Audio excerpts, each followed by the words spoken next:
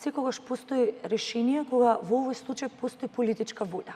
Оно што можеме да го заклучиме е дека постои политичка волја и од страна на нашите европски партнери да изнајдеме заеднички диалог и да конечно разговараме за решение кое што можеби би можело да го придвижи или да го одблокира овој процес.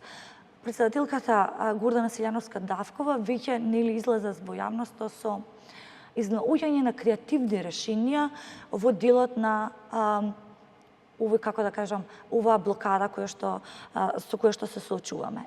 Ние видовме во рамките на самите институции, би рекла и креативно решение кога се воведе принципот на празно столче.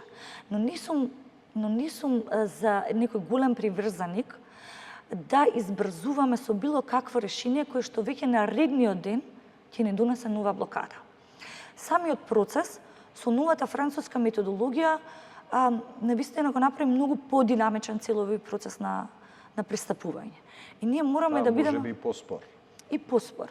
Но дали тоа треба да не обесхрабрува ако ние веќе сме одлучиле дека наш стратешки приоритет е Европската унија? Апсолутно не.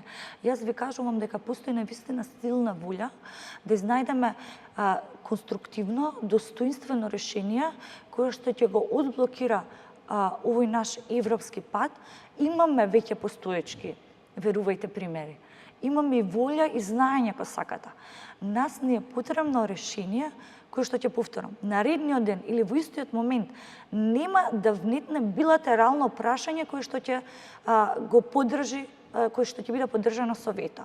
Се ближиме до крајот на емисијата. Извинете. Инсистирам